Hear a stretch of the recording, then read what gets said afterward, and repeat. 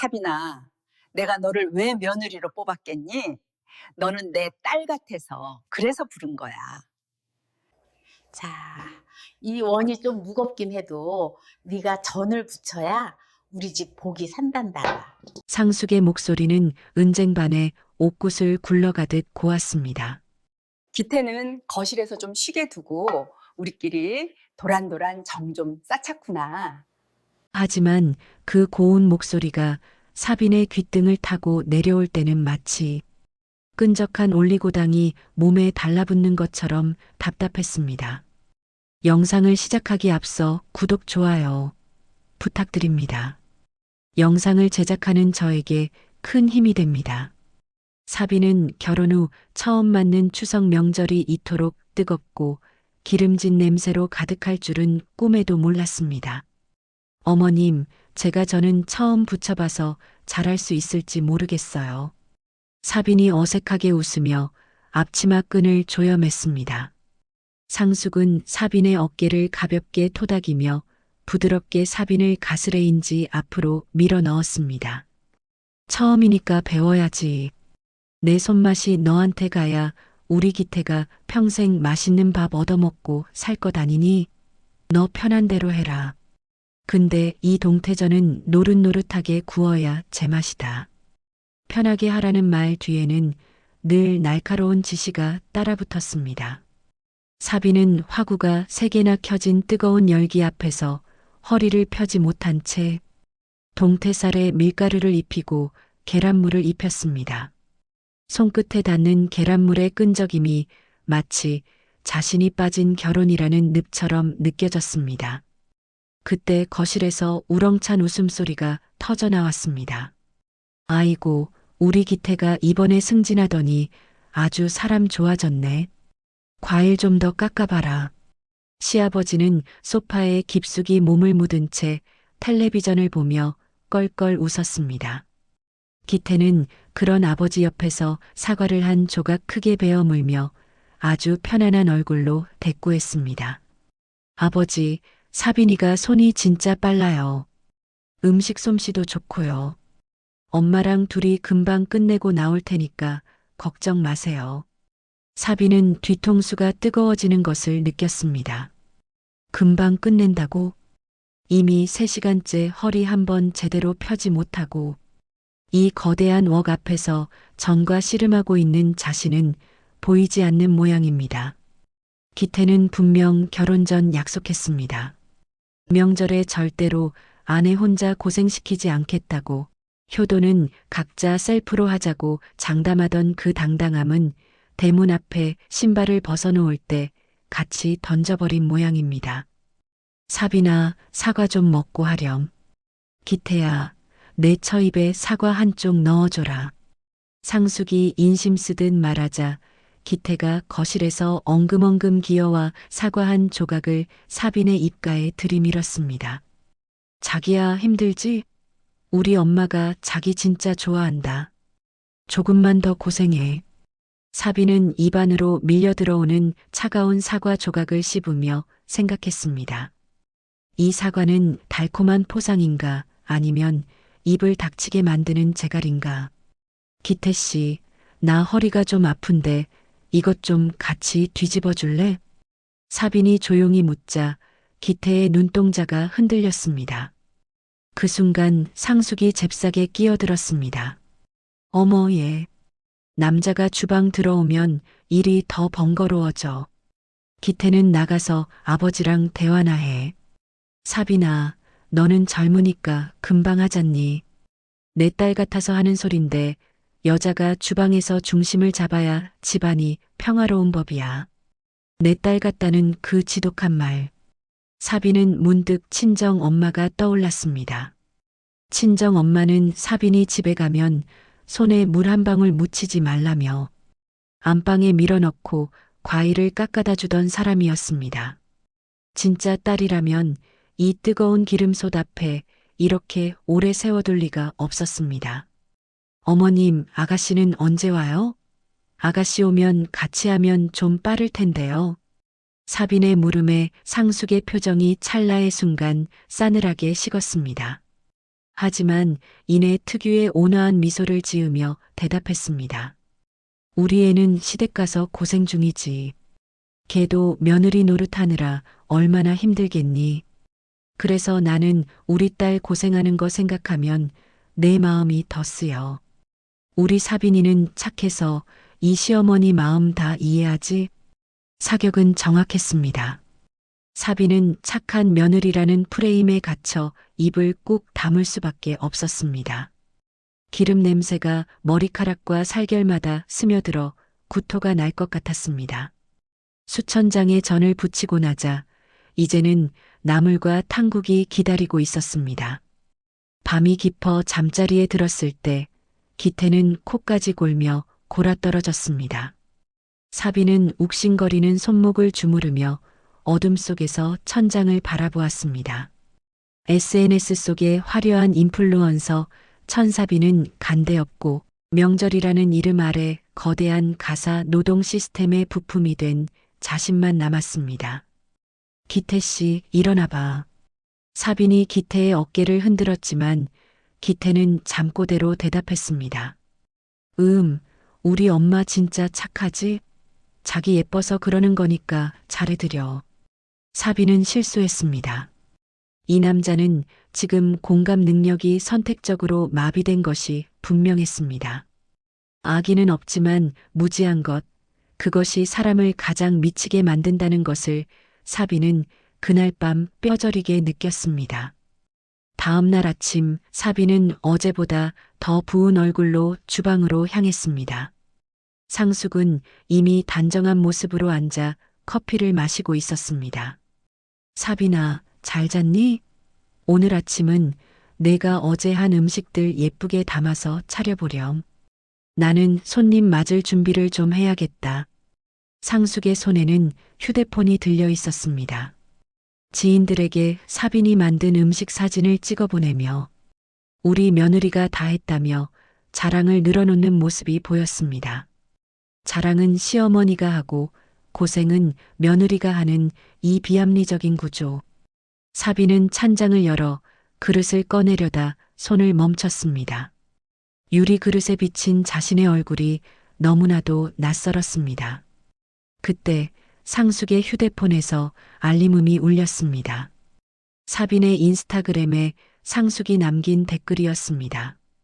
우리 예쁜 딸 사빈아, 너를 보면 늘 마음이 든든하단다. 사랑한다. 사빈은 휴대폰을 내려놓고 상숙을 똑바로 쳐다보았습니다. 상숙은 여전히 천사 같은 미소를 지으며 사빈을 향해 찻잔을 들어 보였습니다. 어머님, 저 정말 궁금해서 그러는데요. 사빈의 목소리가 평소보다 낮게 깔렸습니다. 상숙이 눈을 동그랗게 뜨며 물었습니다. 그래, 우리 딸. 뭐가 궁금하니? 사비는 기름때 묻은 행주를 조용히 식탁 위에 내려놓았습니다.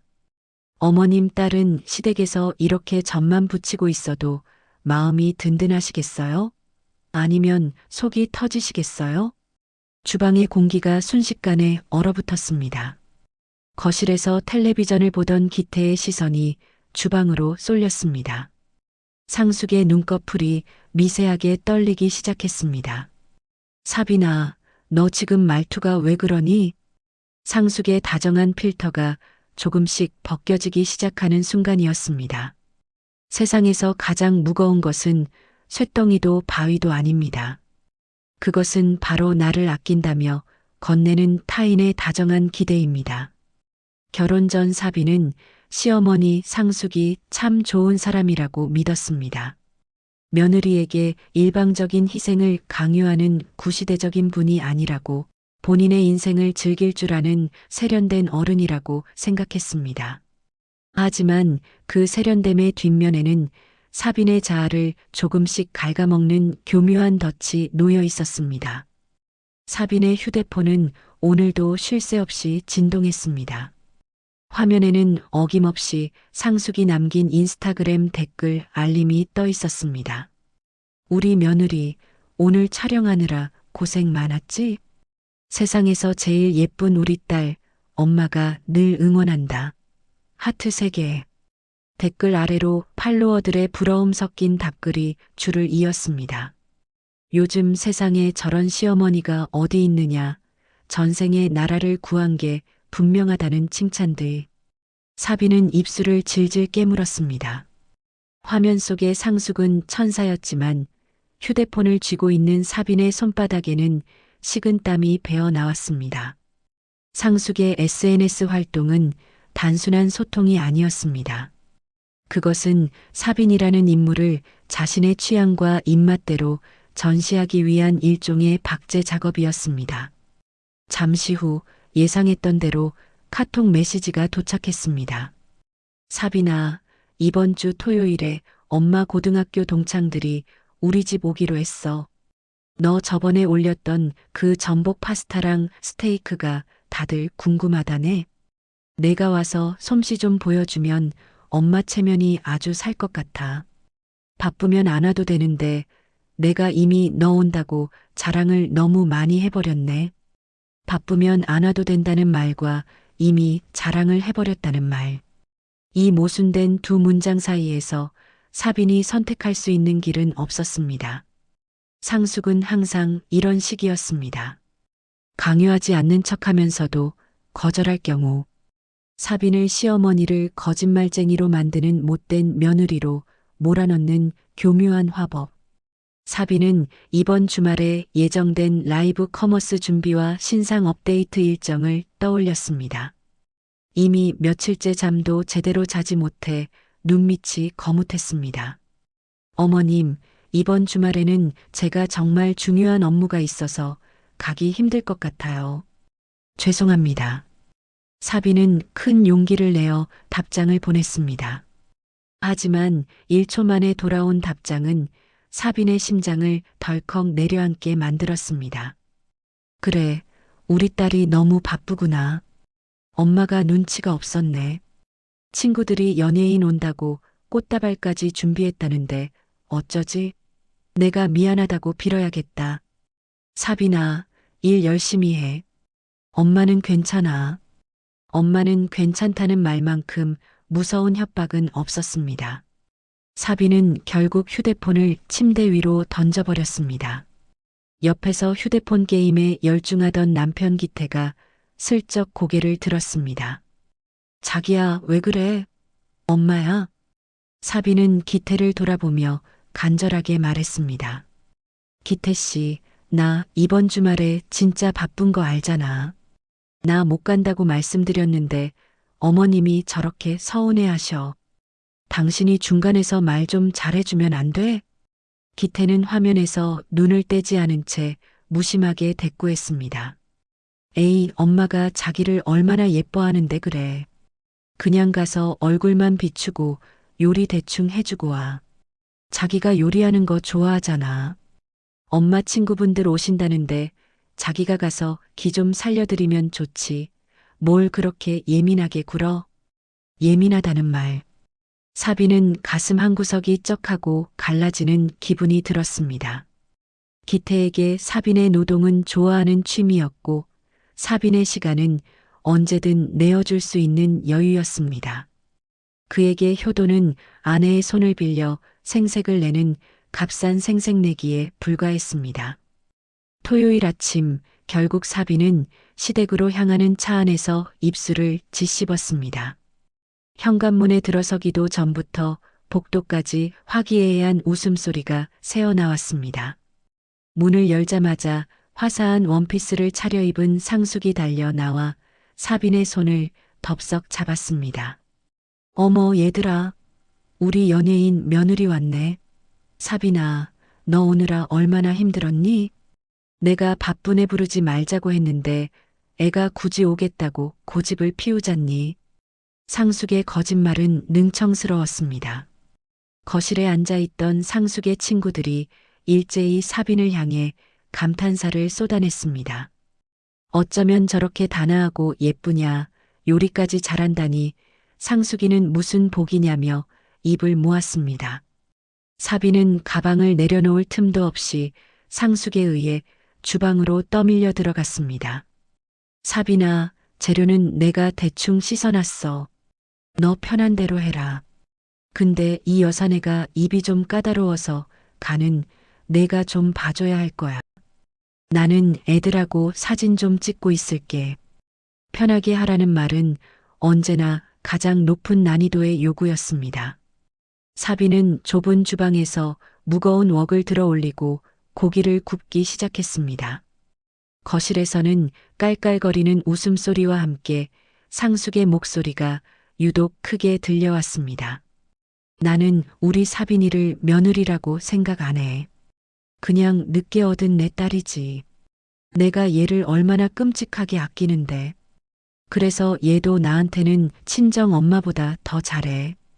그 소리를 들으며 사비는 뜨거운 김이 올라오는 프라이팬 앞에서 눈을 질금 감았습니다.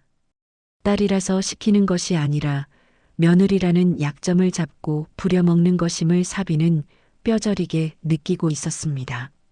3시간 동안 불 앞에서 사투를 벌인 끝에 근사한 브런치 식탁이 완성되었습니다. 상숙의 지인들은 연신 셔터를 눌러대며 사빈의 음식을 품평했습니다. 어머, 상숙아. 이거 정말 내 며느리가 다 만든 거니? 호텔 음식이 따로 없네. 상숙은 어깨를 으쓱하며 사빈의 어깨를 감싸 안았습니다. 당연하지.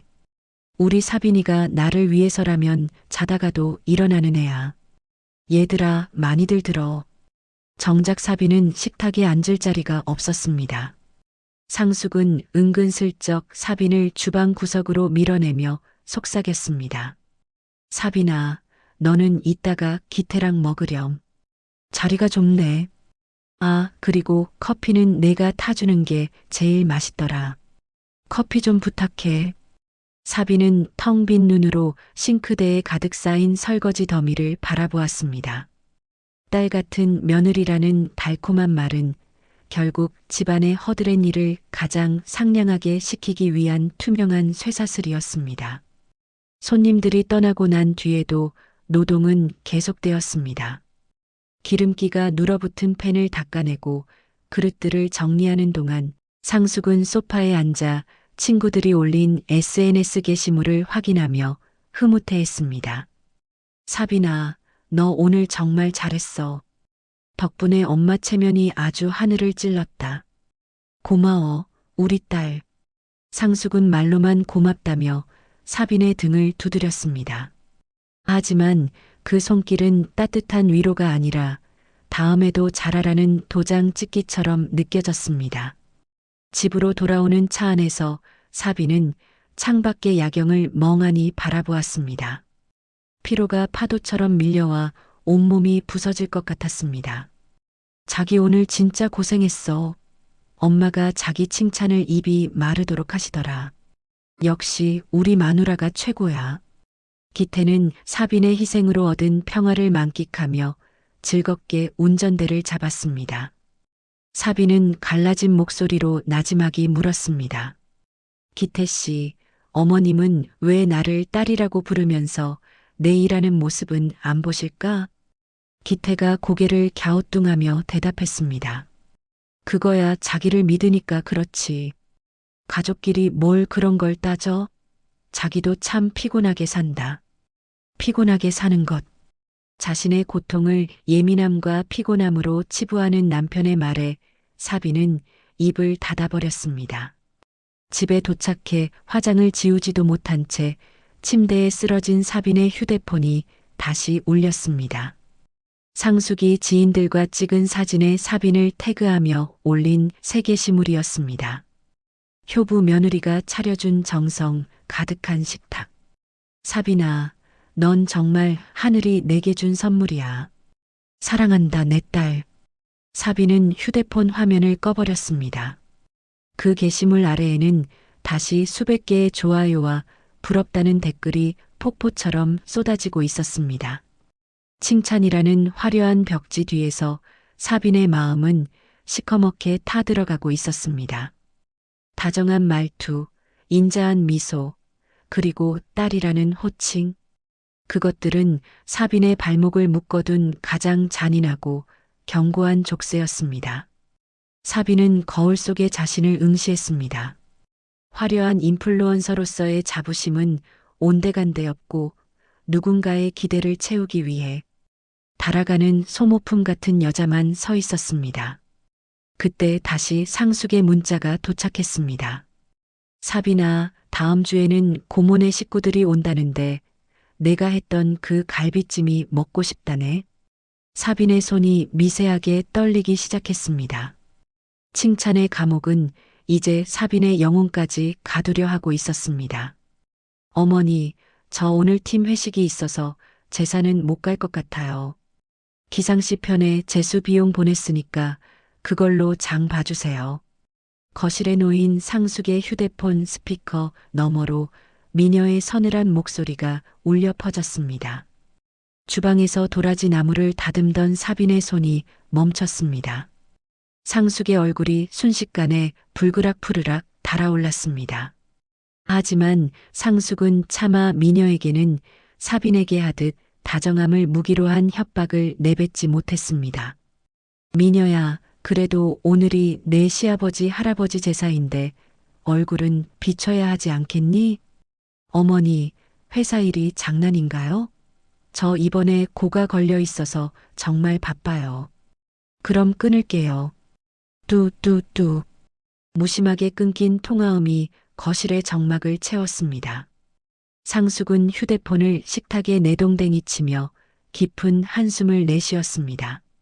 그리고는 주방에 있는 사빈을 향해 고개를 돌렸습니다. 방금 전 미녀를 향했던 그 서늘한 눈빛은 온데간데 없고 금방이라도 눈물을 흘릴 것 같은 처량한 표정이었습니다. 사빈아, 너 봤지? 저게 사람 사는 집구석이니? 대기업 과장이면 뭐하니? 집안 어른 귀한 줄을 모르는데. 상숙은 사빈의 곁으로 다가와 흙 묻은 사빈의 손을 덥석 잡았습니다. 사빈은 움찔하며 손을 빼려 했지만 상숙의 힘은 생각보다 강했습니다. 그래도 나한테는 우리 사빈이밖에 없다. 내 형님 저렇게 독종인 거 보면 내가 자다가도 심장이 떨려. 사빈아, 너는 내 마음 알지? 너까지 나 모른 척하면 이 시어머니는 정말 죽고 싶을 거다. 사빈은 목구멍까지 차오른 말을 삼켰습니다. 형님은 바빠서 못 오고 나는 바빠도 와야 하는 이유가 무엇인지 묻고 싶었습니다.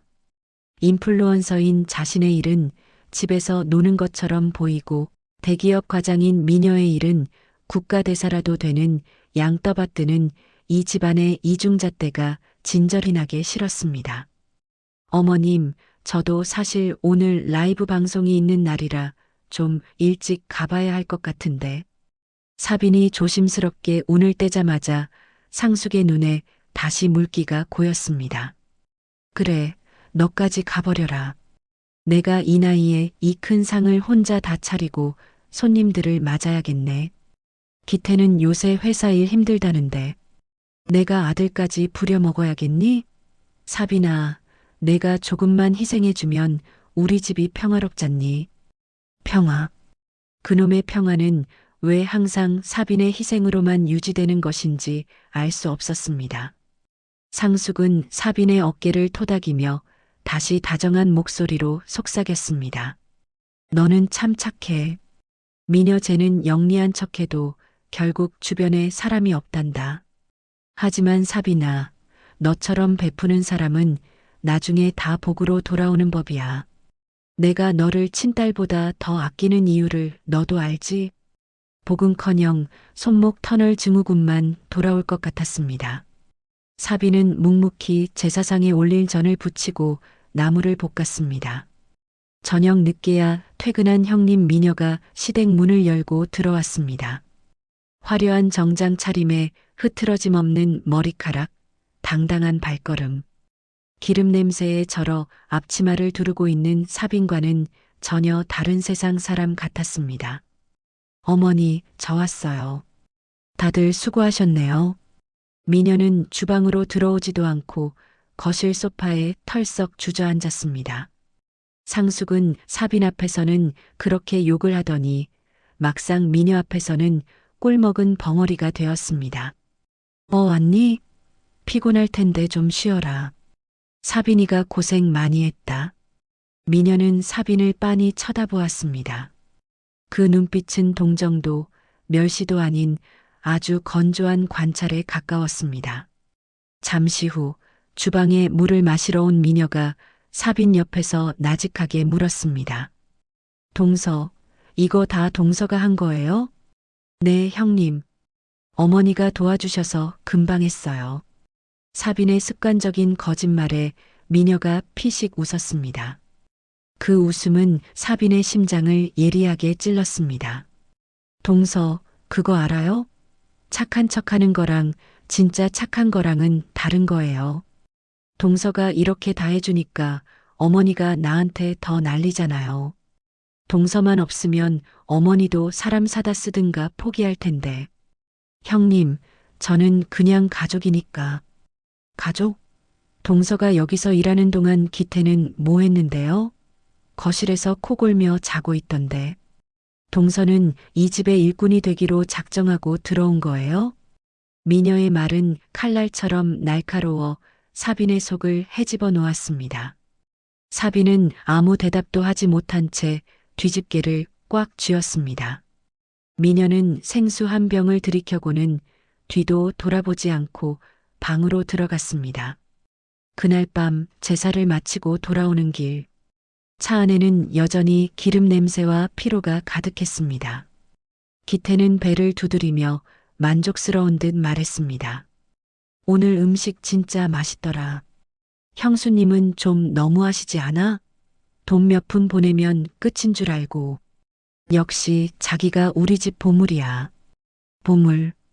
사용하기 편하고 반짝거릴 때만 가치 있는 장식품. 사비는 창문에 머리를 기대고 눈을 감았습니다. 자신을 올가매는 것은 상숙의 가스라이팅만이 아니었습니다. 어쩌면 착한 사람으로 남고 싶어 발버둥 치는 자신의 나약함이 가장 큰 감옥일지도 모른다는 생각이 들었습니다. 왜 저 형님은 미움받으면서도 당당한데 나는 사랑받으려 애쓰면서도 비참할까? 사빈의 머릿속에 미녀의 차가운 눈빛이 맴돌았습니다. 동서, 이 집 일꾼이 되기로 작정했어요? 그 질문이 화살이 되어 가슴 깊숙이 박혔습니다. 주방 구석에서 상숙의 다정한 목소리에 속아 전을 부치던 자신의 모습이 너무나도 초라하게 느껴졌습니다. 집에 도착하자마자 사비는 인스타그램을 켰습니다. 상숙이 어느새 오늘 제사 음식 사진을 찍어 올렸습니다. 우리 둘째 며느리가 정성으로 준비한 제사상. 조상님들도 감동하셨을 거야. 사빈아, 넌 정말 우리 가문의 복덩이다. 사비는 복덩이라는 단어를 한참 동안 바라보았습니다. 그것은 칭찬이 아니라 다음번에도 똑같이 희생하라는 낙인처럼 보였습니다.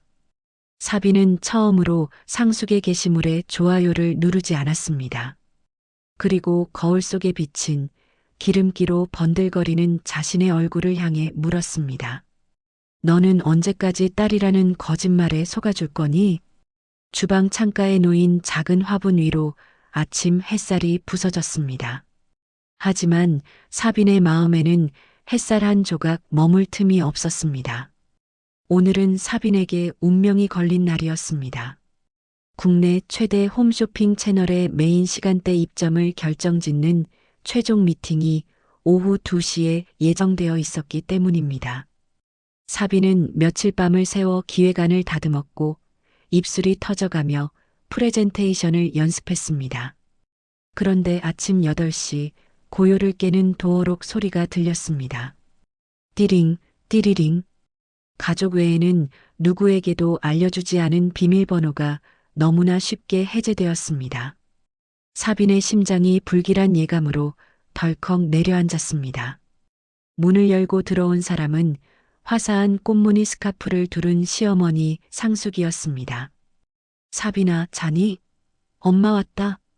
상숙은 양손 가득 장바구니를 들고 거실 한복판으로 당당히 들어왔습니다. 사빈은 헝클어진 머리를 쓸어 넘기며 거실로 뛰어나갔습니다.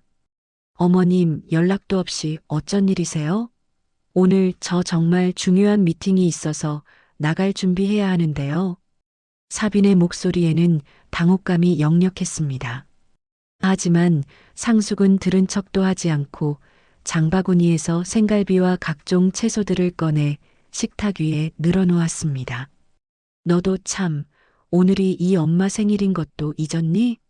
기태는 어제 전화해서 미역국 먹고 싶다고 난리던데.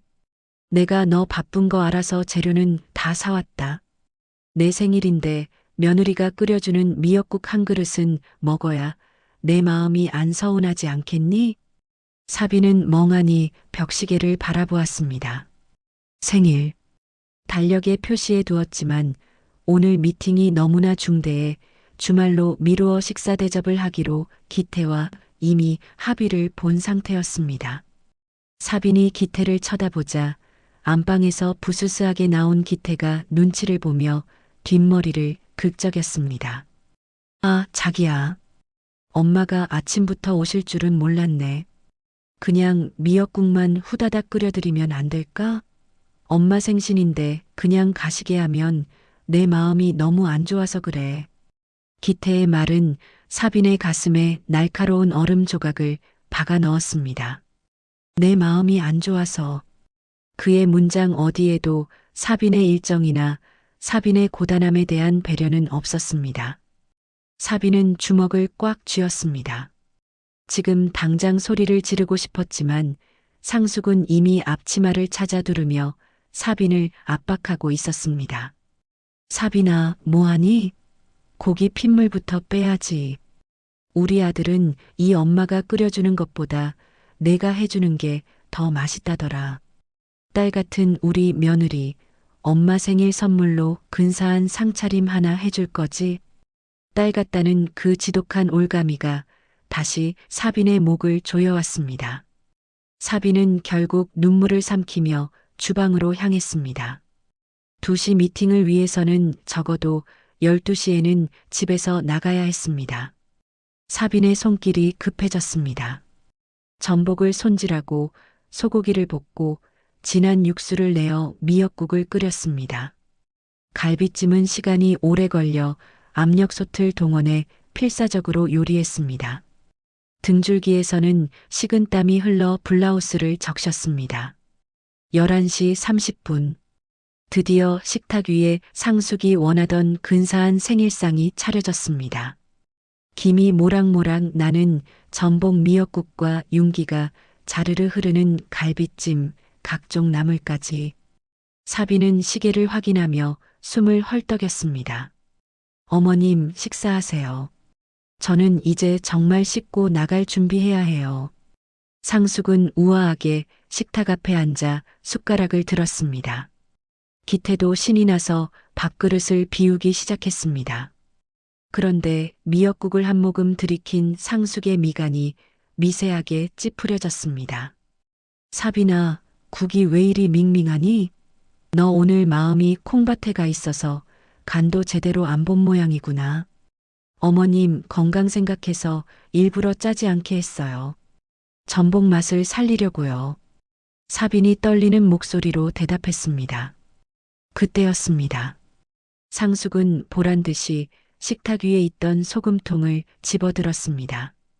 그리고는 사빈이 3시간 동안 공들여 끓인 미역국에 소금을 크게 한 숟가락 퍽 하고 집어넣었습니다. 하얀 소금 가루가 국물 속으로 가라앉는 모습이 사빈의 눈에는 마치 자신의 영혼이 짓밟히는 것처럼 보였습니다. 우리 기태는 짠 거 좋아해. 내가 아무리 비싼 전복을 넣어도 간이 안 맞으면 그건 음식이 아니야. 너는 참 똑똑한 줄 알았더니 이런 기본이 안 되어 있니? 딸 같아서 하는 소리다, 사빈아. 상숙은 소금을 휘휘 저어 국물을 다시 마시더니 그제야 만족스러운 듯 웃었습니다. 기태는 그 옆에서 눈치 없이 한마디를 보탰습니다. 어우, 이제야 좀 먹을 만하네. 역시 엄마가 간을 잘 봐. 자기야, 엄마 말 들어서 나쁠 거 하나 없어. 다음부턴 소금 좀 팍팍 쳐. 사비는 그 자리에 얼어붙었습니다. 정성을 다해 차린 상에 소금을 쏟아붓는 시어머니와 그 광경을 보며 맞장구를 치는 남편. 주방 조리대 위에 놓인 사빈의 노트북에는 홈쇼핑 미팅 자료들이 띄워져 있었습니다. 사빈의 꿈과 커리어가 저 무식한 소금 덩어리 밑에 매몰되는 기분이었습니다. 저는 먼저 가보겠습니다. 사빈은 대답도 듣지 않고 안방으로 들어가 옷을 갈아입었습니다. 손이 떨려 화장도 제대로 되지 않았습니다. 거실에서는 상숙과 기태의 웃음소리가 끊이지 않았습니다. 그들에게 사빈의 수고는 당연한 공기 같았고 사빈의 꿈은 그저 여자들의 소꿉놀이 정도였던 모양입니다. 집을 나서려 신발을 신을 때 상숙이 입가에 갈비 기름을 묻힌 채 나와 말했습니다. 사빈아, 저녁엔 우리 고모네 식구들도 오기로 했으니까 시장 좀 더 봐 와라. 내 생일인데 가족들 다 모여야지. 사빈은 대답 대신 현관문을 세게 닫고 나왔습니다. 엘리베이터 거울 속에 비친 자신의 얼굴은 엉망이었습니다. 눈가에는 억울함이 가득했고 몸에서는 진한 미역국 냄새와 소금기가 느껴졌습니다. 미팅 장소로 향하는 택시 안에서 사빈은 계속해서 손을 닦았습니다. 하지만 아무리 닦아도 손끝에 남은 참기름 냄새와 시어머니의 그 비릿한 웃음소리는 지워지지 않았습니다. 결국 미팅 현장에서 사빈은 평소답지 않게 말을 더듬었고 홈쇼핑 관계자들은 의아한 눈빛으로 사빈을 바라보았습니다. 준비했던 영상 자료는 재생 오류가 났고 사빈의 머릿속은 온통 소금통을 휘두르던 상숙의 손길로 가득 찼습니다. 천사빈 대표님, 오늘 컨디션이 안 좋으신가 봐요? 저희는 절실한 파트너를 원하는데 오늘 모습은 조금 실망스럽네요. 관계자의 차가운 한마디에 사빈의 심장이 무너져 내렸습니다. 일생일대의 기회를 놓쳤다는 직감이 전신을 때렸습니다. 미팅이 끝나고 건물을 나오자 빗방울이 하나둘 떨어지기 시작했습니다. 사빈은 비를 맞으며 길가에 서서 휴대폰을 켰습니다. 기태에게서 온 카톡이 있었습니다. 자기야, 엄마가 아까 갈비찜 남은 거 싸가신대. 저녁에 시장 봐서 오고 있지? 엄마 생일인데 분위기 깨지 말고 기분 좋게 들어와. 사빈은 휴대폰을 쥔 손에 힘을 주었습니다. 분위기를 깨지 마라. 기분 좋게 들어와라. 사빈의 인생이 송두리째 흔들리고 있는데 남편이라는 작자는 어머니의 갈비찜 포장 여부를 걱정하고 있었습니다. 사빈은 길 한복판에서 참아왔던 울음을 터뜨렸습니다. 지나가는 사람들이 쳐다보았지만 상관없었습니다. 이것은 단순한 미역국 사건이 아니었습니다. 그 소금 한 숟가락은 사빈이 지켜온 자존심과 이 집에 기여하려 했던 마지막 애정 위에 뿌려진 독약이었습니다. 상숙이 말한 딸 같은 며느리는 결국 자신의 입맛대로 소금을 뿌려 굴복시킬 수 있는 만만한 존재일 뿐이었습니다. 사빈은 빗속에서 결심했습니다. 더 이상 이 비릿한 소금물 속에서 허우적대지 않겠다고. 자신의 인생의 멋대로 소금을 뿌려대는 인간들에게 똑같은 맛을 보여주겠다고. 그날 저녁 사빈은 시장을 봐서 시댁으로 가는 대신 평소 가고 싶었던 가장 비싼 호텔의 예약 버튼을 눌렀습니다. 그리고 기태에게 짧은 문자를 남겼습니다. 오늘 미역국가는 당신이랑 당신 어머니가 직접 맞춰. 나는 내 인생감 보러 가니까. 사빈은 뒤도 돌아보지 않고 화려한 조명이 빛나는 호텔로 향했습니다. 빗줄기는 굵어졌지만 사빈의 발걸음은 그 어느 때보다 가벼웠습니다.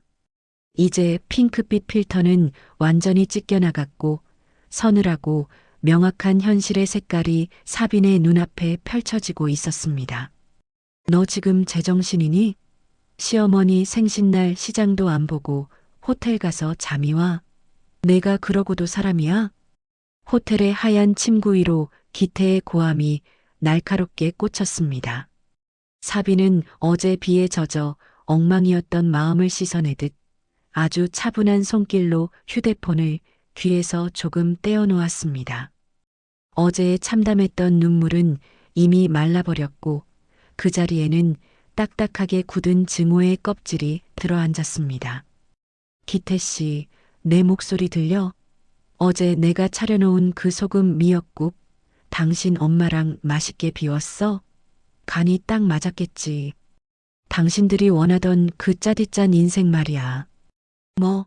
소금? 지금 그게 문제야?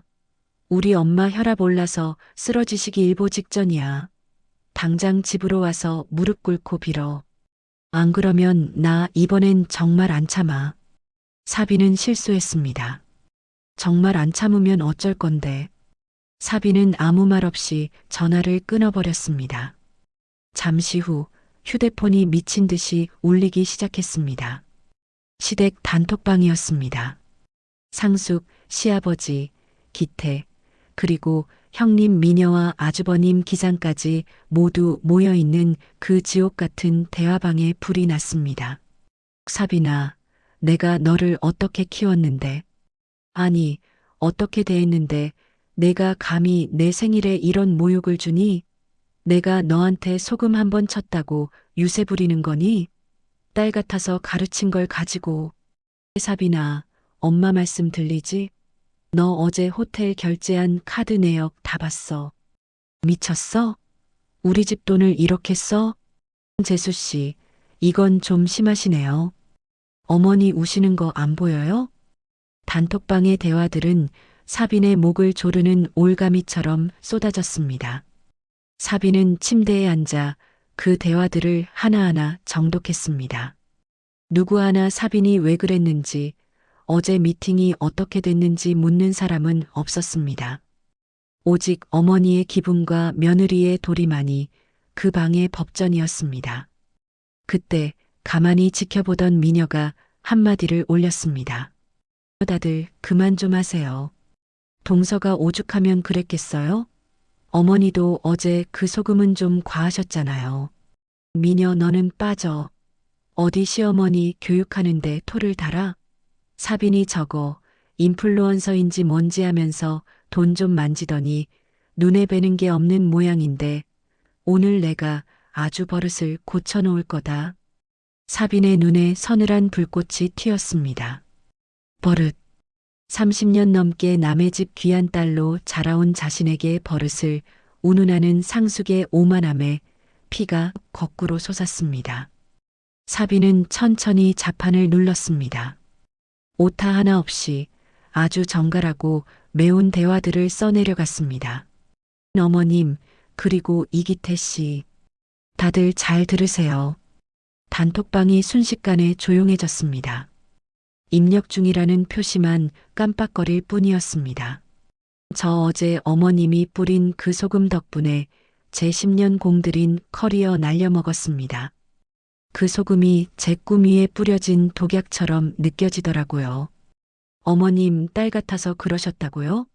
어머님 진짜 딸인 지훈이한테도 그딴 식으로 하세요? 지훈이가 시어머니한테 소금 세례받고 오면 어머니가 딸 같아서 그러신 거니 참아라 하실 거냐고요. 상숙 너 지금 말이 그게 뭐니? 감히 내 딸 이름을 들먹여? 사빈 왜요? 어머님 딸은 귀하고 남의 딸은 부려먹기 좋은 노예예요? 이기태 씨, 당신도 마찬가지야. 효도는 셀프라고 입으로만 떠들지 말고 당신 엄마 생일국은 당신이 끓여. 내 손가락 하나, 내 시간 1초도 이제 당신들 집안을 위해 안 써. 천사빈, 너 지금 돌았어? 당장 안 멈춰? 사빈 아니, 이제 시작이야. 나 당신 엄마 딸 안 해. 예쁨 받고 싶어서 안 달랐던 며느라기 시절은 어제 그 소금물에 다 녹아서 없어졌거든. 나는 당신 아내지. 이 집안 액세서리가 아니야. 내 인생의 주인은 나니까 당신들은 당신들끼리 그 짠 미역국 평생 우려먹으면서 살아. 사비는 마지막 문장을 전송하자마자 거침없이 방 나가기 버튼을 눌렀습니다. 다시는 이 방에 초대하지 마십시오. 라는 안내 문구가 떴을 때 사비는 난생 처음 느껴보는 쾌감을 맛보았습니다. 가슴 밑바닥에서부터 뜨거운 무언가가 올라와 사빈을 웃게 만들었습니다. 전화가 다시 걸려왔지만 사빈은 수신 차단을 눌렀습니다. 기태, 상숙, 시아버지까지 차례대로 차단 목록에 이름을 올렸습니다. 오직 한 사람, 미녀의 번호만은 남겨두었습니다. 사빈은 가방을 챙겨 호텔 문을 나섰습니다. 세상은 어제와 다름없이 흘러가고 있었지만 사빈의 눈에 보이는 풍경은 완전히 달라져 있었습니다. 그 길로 사빈은 집이 아닌 친정으로 향했습니다. 도착한 친정집 대문 앞 사빈은 잠시 멈춰 섰습니다. 화면 속에서 화려하게 빛나던 인플루언서 천사빈이 아니라 그저 엄마의 품이 그리운 어린 딸이 되어 있었습니다. 대문을 열고 들어가자 마당에서 빨래를 널던 엄마가 놀란 얼굴로 사빈을 보았습니다. 어머, 사빈아. 연락도 없이 어쩐 일이야? 얼굴은 왜 이렇게 상했어? 엄마의 거친 손이 사빈의 뺨에 닿는 순간 참아왔던 울음이 터졌습니다. 하지만 이번 울음은 어제의 비참함과는 달랐습니다. 도끼를 품은 자신을 지키기 위한 첫 번째 비명이었습니다. 엄마, 나 이제 착한 사람 안 하려고. 나 그냥 나쁜 년 하려고. 엄마는 이유를 묻지 않고 사빈을 꼭 안아주었습니다. 상숙이 주던 가짜 다정함과는 비교할 수 없는 진짜 사랑의 온기가 사빈의 시린 마음을 녹였습니다. 그 시각 시댁은 발칵 뒤집혔습니다. 상숙은 뒷목을 잡고 소파에 쓰러졌고 기태는 사빈의 짐을 다 내다버리겠다며 씩씩거렸습니다. 하지만 사빈은 더 이상 그들의 소음이 들리지 않았습니다. 단톡방을 나가는 순간 사빈은 그들이 쳐놓은 보이지 않는 감옥의 벽을 부순 것이었습니다. 사빈은 친정방에 누워 휴대폰을 켰습니다. 홈쇼핑 입점은 실패했지만 사빈의 SNS에는 수많은 팔로워들의 메시지가 와 있었습니다. 사빈은 거울을 보고 사진 한 장을 찍었습니다. 눈은 부었지만 눈빛만은 그 어느 때보다 날카롭게 빛나는 사진이었습니다. 그리고 그 아래에 짧은 글을 올렸습니다. 오늘부터 제 인생에 소금 뿌리는 사람들은 다 거르기로 했습니다. 저는 누군가의 딸 같은 며느리가 아니라 제 인생의 유일한 주인공이니까요. 그 게시물에 좋아요가 올라가는 속도는 사빈의 심장 박동만큼이나 빨랐습니다. 이제 전쟁의 서막이 올랐습니다. 착한 며느리라는 가면을 벗어 던진 사빈의 진짜 이야기가 시작된 것입니다. 너 지금 짐 싸서 어디 가겠다는 거야?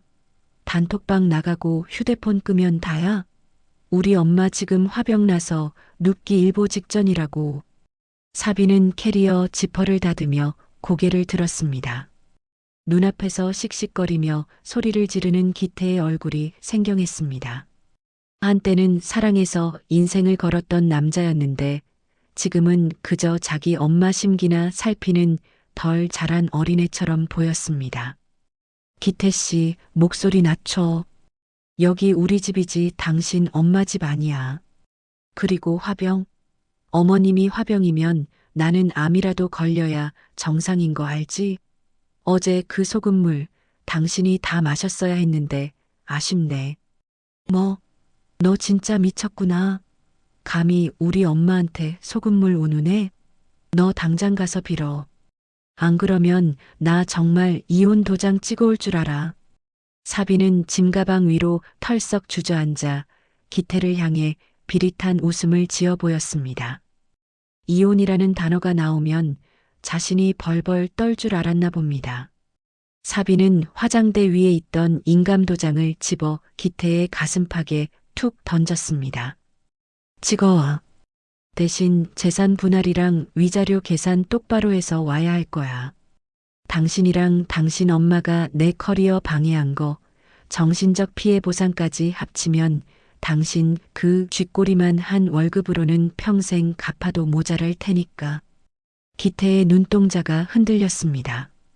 평소처럼 울며 매달릴 줄 알았던 사빈이 오히려 도장을 던지자 당황한 기색이 역력했습니다.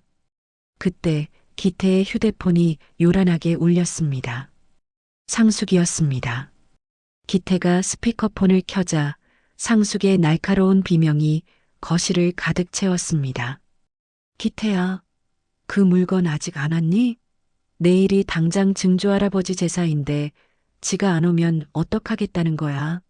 동네 사람들한테 며느리 자랑 다 해놨는데 얼굴 안 비치면 나 망신당해서 어떡하라고. 사비는 기태의 손에서 휴대폰을 낚아챘습니다. 어머님, 저 사빈이에요. 망신당하기 싫으시면 지금이라도 지인들한테 전화해서 고해성사하세요. 딸 같은 며느리 부려 먹으려다가 도망갔다고요. 그리고 제사? 그거 어머님 조상님이잖아요. 어머님이랑 어머님 아들들이 지내세요. 저는 이제 제 조상님만 챙기기로 했거든요.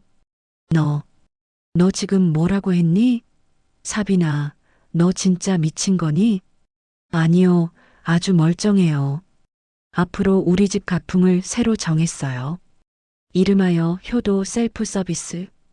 어머님 효도는 기태 씨랑 아주버님이 하시고 우리 엄마 아빠 효도는 제가 할게요. 명절 각자 집으로 가요.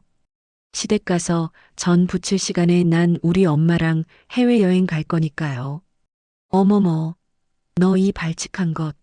내가 우리 집 귀신이 되겠다고 절하고 들어온 게 엊그제인데. 귀신요? 어머님, 저 귀신 되기 싫어서 사람으로 살려고 나가는 거예요. 끊을게요. 저 바빠서요. 사비는 전화를 끊고 기태의 번호까지 차단 목록에 넣어버렸습니다. 기태는 넋이 나간 표정으로 사빈을 바라보았습니다. 사빈아, 너 정말 이럴 거야? 우리 엄마 성격 알잖아. 한 번만 굽히면 되는데 왜 일을 크게 만들어? 그 한 번이 100번 되고 1000번 되는 거 나 1년 동안 충분히 겪었어. 기태 씨, 당신은 효자가 아니라 그냥 무능한 방관자야. 엄마 치맛자락 밑이 그렇게 따뜻하면 평생 거기서 살아. 나는 내 인생 살러 갈 테니까. 캐리어를 끌고 현관을 나서는 사빈의 뒷모습은 당당했습니다. 사빈은 그 길로 변호사인 고등학교 친구를 만나러 갔습니다. 이혼을 당장 하겠다는 선언보다는 일단 자신의 권리를 확실히 지키기 위한 방패를 만들기 위함이었습니다. 사빈은 친구에게 그동안 시댁에서 겪은 부당한 노동과 언어폭력, 그리고 결정적으로 커리어에 타격을 준 사건들을 조목조목 기록해 달라고 부탁했습니다. 일주일 뒤 사빈의 SNS에는 새로운 사진이 올라왔습니다. 제사 음식이 가득한 주방이 아니라 푸른 바다가 보이는 발리에서 엄마와 나란히 칵테일을 들고 있는 사진이었습니다. 평생 남의 집 조상 대접하느라 고생한 우리 엄마, 이제 내 조상이 되어줘. 내가 제일 잘 모실게. 팔로워들의 반응은 가히 폭발적이었습니다. 이른바 효도 독립선언은 대한민국 수많은 며느리의 가슴에 불을 질렀습니다. 사비는 몰려드는 응원 댓글을 보며 처음으로 진정한 자유를 느꼈습니다. 그 시각 상숙의 집은 아수라장이었습니다. 사빈이 하던 제사 음식을 직접 맡게 된 상숙은 반나절도 안 돼 허리를 잡고 쓰러졌습니다. 기태는 주방에서 서성거리며 배달 음식을 시키자고 징징거렸고 아주버님 기상은 재수 씨는 대체 언제 오냐며 짜증을 냈습니다. 상숙은 그제야 깨닫기 시작했습니다. 자신이 딸이라고 부르며 부려먹던 사빈의 존재가 사실은 이 집안을 지탱하던 거대한 기둥이었으므요. 하지만 사빈은 이제 그 기둥이 되기를 거부했습니다. 그녀는 이제 자신의 집을 짓기 위한 설계도를 그리기 시작했습니다. 상숙의 독촉 문자도 기태의 애걸복걸하는 카톡도 사빈의 방화벽을 넘지 못했습니다. 사빈은 해변에 누워 미녀에게 문자를 보냈습니다. 형님, 저 자유해요. 형님이 왜 그렇게 사셨는지 이제야 완벽하게 이해해요. 잠시 후 미녀에게서 답장이 왔습니다. 축하해요, 동서. 아니, 이제 사빈 씨라고 불러야겠네. 나쁜 년이 된 걸 환영해요. 세상에서 가장 살기 편한 신분이거든요. 사빈은 소리내어 웃었습니다. 파도 소리가 사빈의 웃음소리를 실어 날랐습니다. 이제 전쟁은 2라운드로 접어들고 있었습니다. 비굴하게 예쁨 받으려던 사빈은 죽었습니다. 자신의 선을 넘는 자들에게 가차없이 선포하는 사빈만이 남았을 뿐입니다. 텅 빈 주방에는 정적만이 가득했습니다. 불과 얼마 전까지 사빈의 손길로 윤기가 흐르던 싱크대는 이제 정체 모를 얼룩과 말라비틀어진 음식 찌꺼기들로 가득했습니다. 상숙은 거실 소파에 앉아 욱신거리는 손목을 주무르며 집안을 둘러보았습니다. 사빈이 집을 나간 지 겨우 열흘. 이 집은 서서히 허물어지는 모래성처럼 무너지고 있었습니다. 상숙은 어두운 천장을 보며 문득 사빈이 떠나기 전날을 생각했습니다. 그날 사빈의 눈빛은 무너진 성벽처럼 황량했습니다. 자신이 쏟아부은 그 소금 한 숟가락이 사빈에게는 단순한 간 맞추기가 아니라 30년 넘게 쌓아온 한 인간의 자존감을 무너뜨리는 가래침이었다는 것을 상숙은 이제야 깨닫고 있었습니다. 상숙의 기억은 40년 전으로 거슬러 올라갔습니다. 그녀 역시 누군가의 귀한 딸이었고 시집 올 때는 꽃 같은 꿈을 품었던 청춘이었습니다. 하지만 시집을 오자마자 맞이한 것은 끝도 없는 가사 노동과 내가 참아야 집안이 조용하다는 시어머니의 서슬 퍼런 꾸지람이었습니다. 명절이면 친정 부모님이 돌아가셨을 때도 주방을 지켜야 했고 아들을 낳지 못하면 죄인이 되어 고개를 숙였습니다.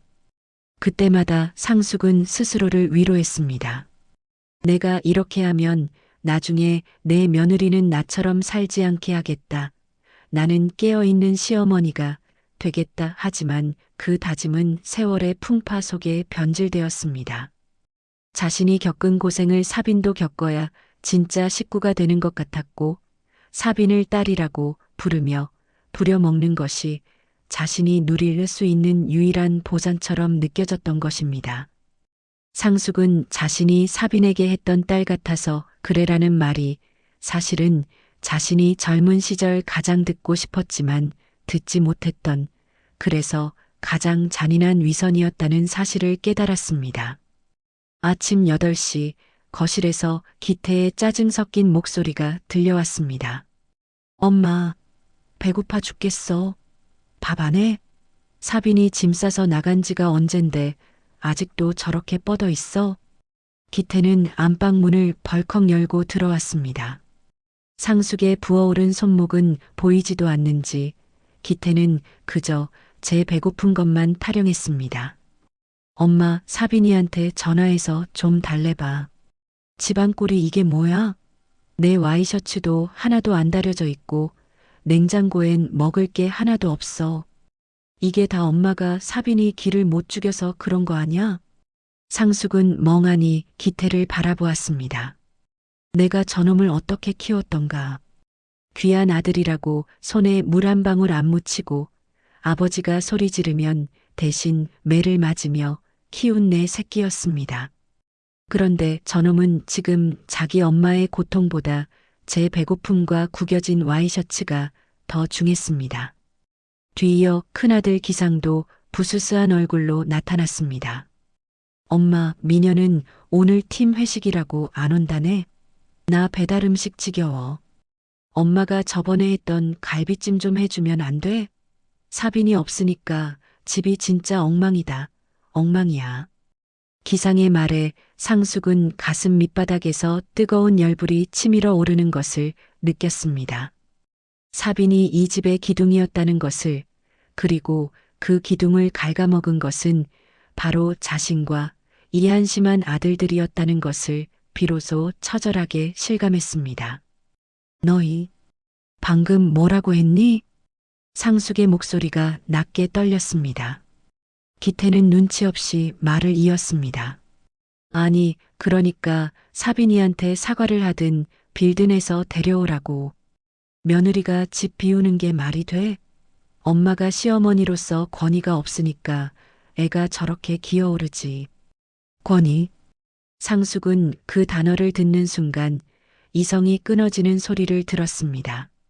평생을 바쳐 지켜온 권위라는 것이 고작 아들놈들 밥 차려주고 와이셔츠 다려주는 수모의 다른 이름이었다는 사실에 기가 막혔습니다. 상숙은 자리에서 벌떡 일어났습니다. 손목의 통증도 잊은 채 그녀는 주방으로 걸어갔습니다. 싱크대에 산처럼 쌓인 그릇들, 바닥에 굴러다니는 양말들, 먼지가 뽀얗게 앉은 식탁. 이 모든 것들이 사빈이 매일같이 소리 없이 치워내던 전쟁의 흔적이었습니다. 상숙은 주방 벽에 걸려있던 앞치마를 거칠게 낚아챘습니다. 그리고 소파에 앉아 휴대폰 게임을 시작하려던 기태의 머리 위로 앞치마를 집어 던졌습니다.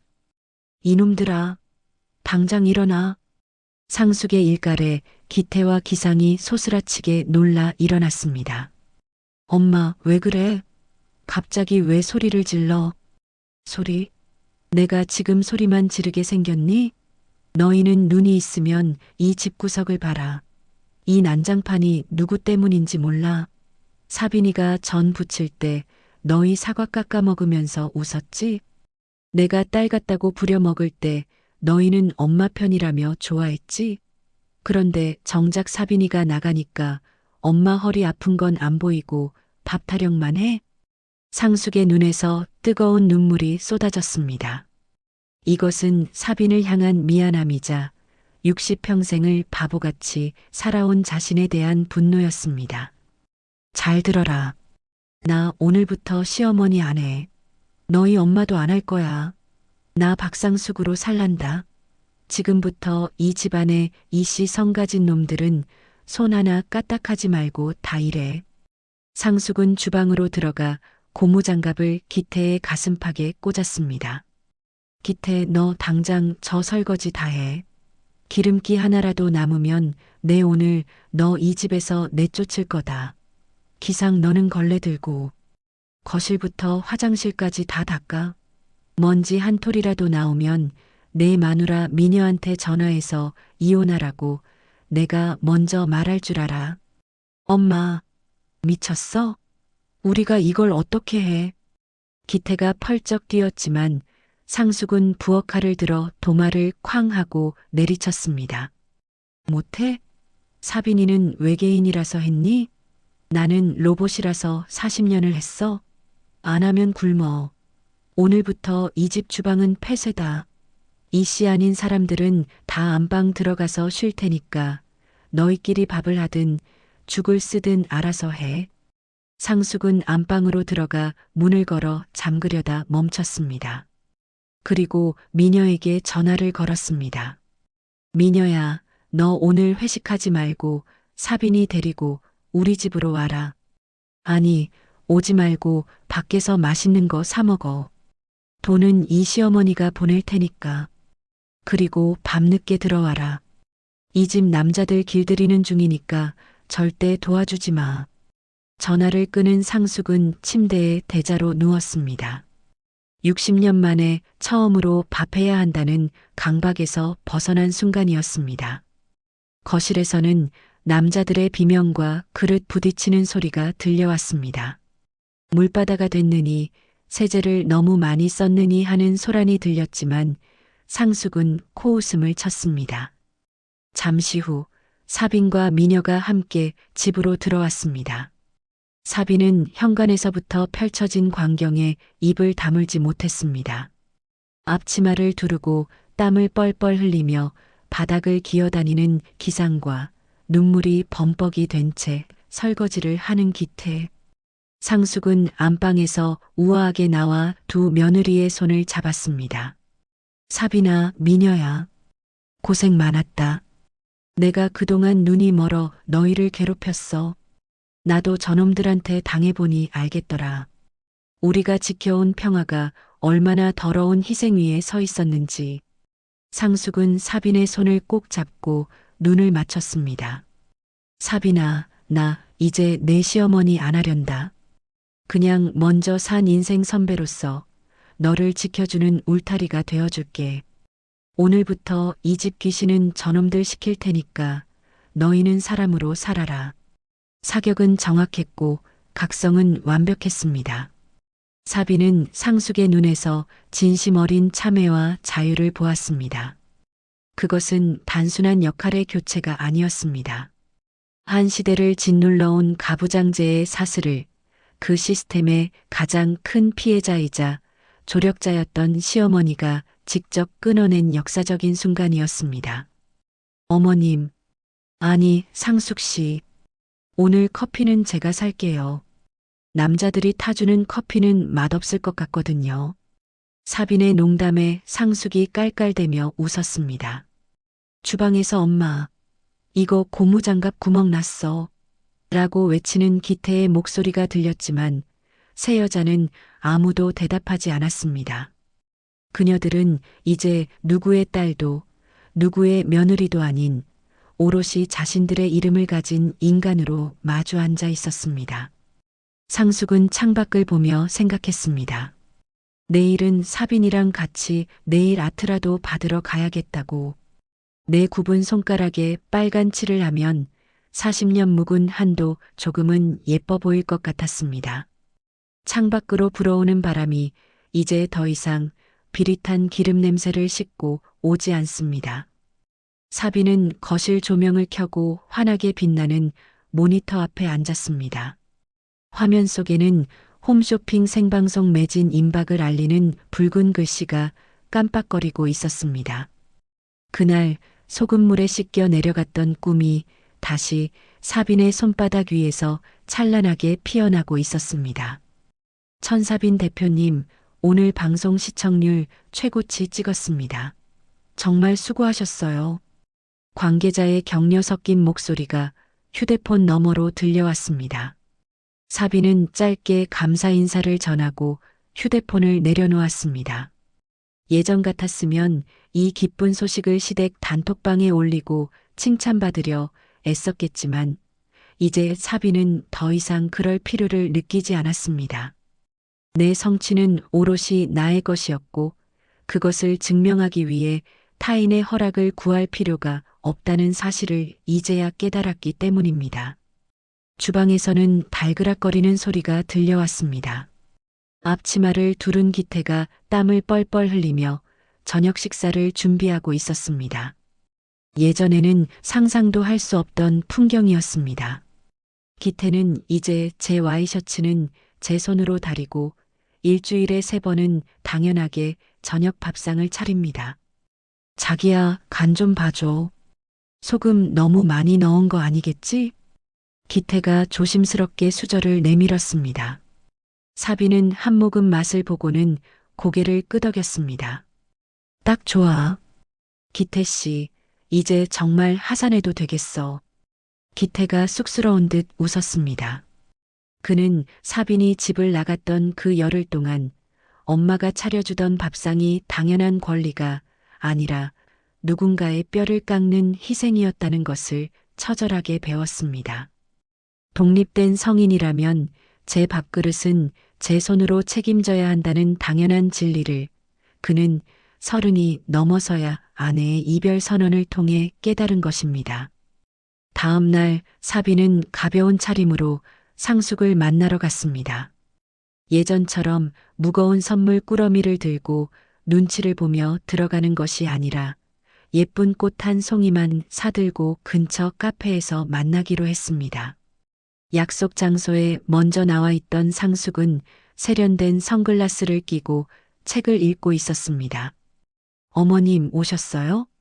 사빈이 자리에 앉자 상숙이 선글라스를 벗으며 환하게 웃었습니다. 어머님은 무슨 밖에서는 그냥 상숙 씨라고 하라니까. 상숙의 농담에 사빈이 미소를 지었습니다.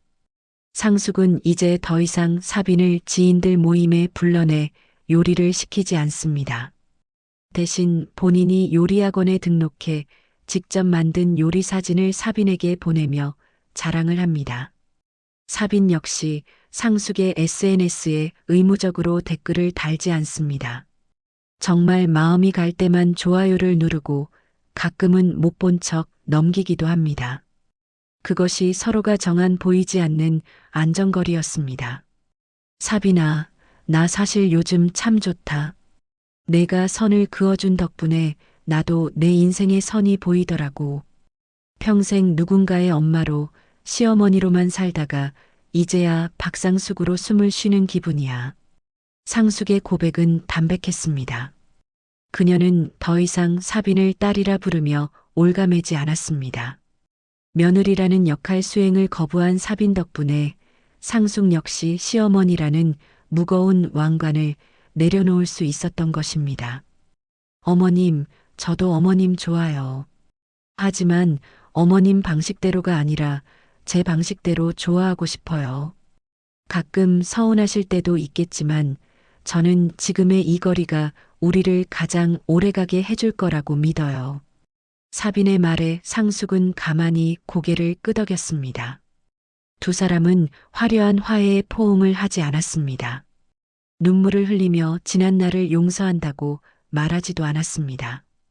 그저 각자의 커피잔을 들고 창밖의 노을을 함께 바라볼 뿐이었습니다. 완벽한 가족은 아니지만 서로를 존중하는 건강한 타인으로 남기로 한 것입니다.